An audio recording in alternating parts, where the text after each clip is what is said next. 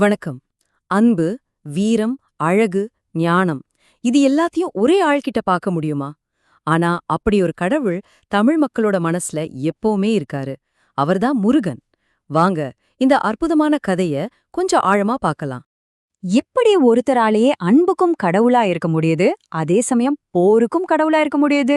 இந்த கேள்விக்கான பதில் ஒரு சாதாரண கதையில இல்ல, அது ஒரு பிரபஞ்சத்தையே உலுக்கின ஒரு பெரிய போரோட பின்னணியில இருக்கு. சரி, வாங்க அந்த கதைக்குள்ள நாமளும் பயணம் பண்ணுவோம்.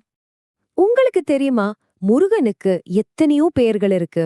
வேலன், கந்தன், குமரன், ஆறுமுகன்னு சொல்லிக்கிட்டே போலாம். இதுல சுவாரஸ்யம் என்னன்னா, ஒவ்வொரு பேரும் அவரோட ஒரு குணத்தை, அவரோட வாழ்க்கையில நடந்த ஒரு சம்பவத்தை நமக்கு ஞாபகப்படுத்துது. சரி, முதல்ல முருகன் ஏன் பிறந்தாருன்னு தெரிஞ்சுக்கணும்.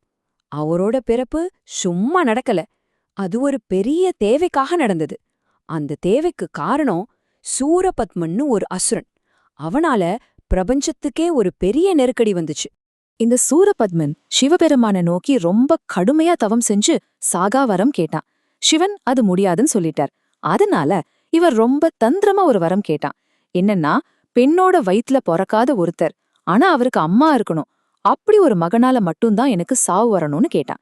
நீங்களே யோசிச்சு பாருங்க, ஒரு தாய் இல்லாம ஒரு மகன் எப்படி பிறக்க முடியும்? இந்த வரத்தால தனக்கு சாவே கிடையாதுன்னு ஒரு பெரிய அகங்காரம் அவனுக்கு வந்துருச்சு. இந்த ஒரு வரத்தை வச்சுக்கிட்டு சூரபத்மன் ஆரம்பிச்ச அட்டகாசம் தாங்க முடியல. தேவர்களையும் முனிவர்களையும் ரொம்ப கொடுமைப்படுத்தினான். அவனை ஜெயிக்க யாருமே இல்லைங்கிற கர்வத்துல மொத்த பிரபஞ்சத்தையும் தன் கட்டுப்பாட்டுல கொண்டு வந்தான். ஒரு பெரிய சர்வாதிகார மாதிரிதான். இந்த பிரபஞ்ச நெருக்கடிக்கு ஒரு தீர்வு வேணுமே, அதுக்காகத்தான் ஒரு தெய்வீக பிறப்பு நிகழ்ந்தது. அதுதான் முருகனோட அவதாரம். இப்போ கேளுங்க அந்த அற்புதமான பிறப்பு கதைய. சிவபெருமானோட நெற்றிக் கண்ணிலிருந்து 6 நிரப்புப் பொறிகள் வெளியாச்சு. அந்த பொறிகள் சரவண பொய்கையில விழுந்து 6 அழகான குழந்தைகளா மாறுச்சு.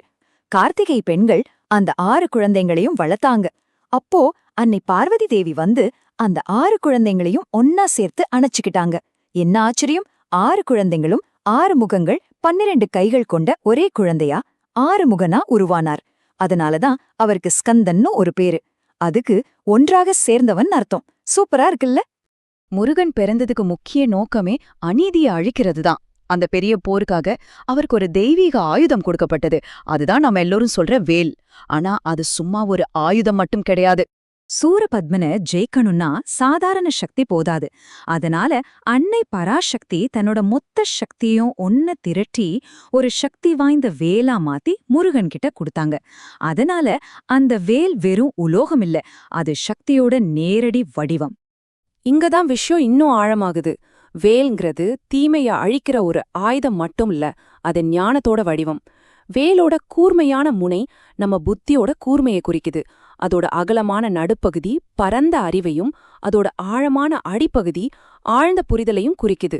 அதனாலதான் முருகன் ஞானத்துக்கும் வீரத்துக்கும் ஒரே அடையாளமா இருக்காரு. போரோட இறுதி கட்டத்துல சூரபத்மன் தப்பிக்கிறதுக்காக பல மாய உருவங்களை எடுத்தான். ஆனா முருகனோட வேலுக்கு முன்னாடி எதுவுமே நிக்கல. கடைசியா ஒரு பெரிய மாமரம் மாதிரி மாறி ஒளிஞ்சுக்க பார்த்தான். ஆனா முருகன் தன்னோட வேலால் அந்த மரத்தை 2ஆ பிளந்தார். வேல் பட்டதும் சூரபத்மனோட அகங்காரம் அழிஞ்சு போச்சு.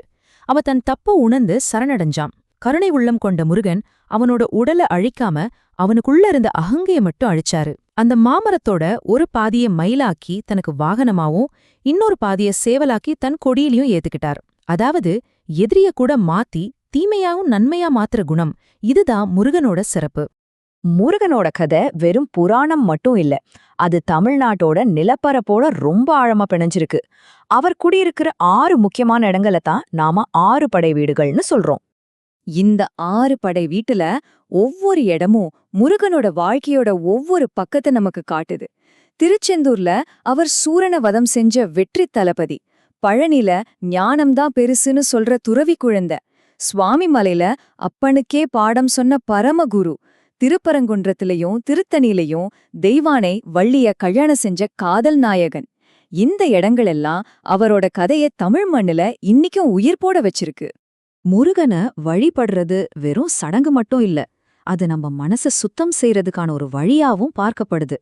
அதுக்கு அவரோட ஒரு சக்தி வாய்ந்த மந்திரம் இன்னைக்கும் பலரால சொல்லப்பட்டு வருது. அதுதான் அந்த சக்தி வாய்ந்த 6 எழுத்து மந்திரம், ஓம் சரவண பவ.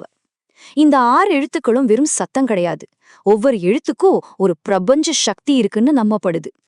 இந்த மந்திரத்தை சொல்றதால செல்வம், அறிவு, சுகம், வெற்றி, பாதுகாப்பு, ஆரோக்கியம்னு வாழ்க்கைக்கு தேவையான எல்லா நன்மைகளும் கிடைக்கும்னு ஒரு நம்பிக்கை இருக்கு. இது ஒரு முழுமையான வாழ்க்கைக்கான மந்திரமா பார்க்கப்படுது.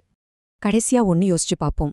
சூரபத்மங்கிறது வெளியில இருக்கிற ஒரு அசுரன் மட்டும் இல்ல. அது நமக்குள்ள இருக்கிற அகங்காரம், அறியாம, பேராசை மாதிரி கெட்ட குணங்களோட ஒரு குறியீடு. முருகனோட வேல் நமக்குள்ள இருக்கிற இந்த எதிரிகளை ஜெயிக்க உதவுற ஞானம்ங்கிற ஆயுதம்.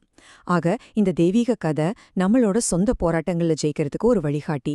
இதுதான் முருகனோட கதை இன்னைக்கு நமக்கு சொல்ற மிக முக்கியமான பாடம்.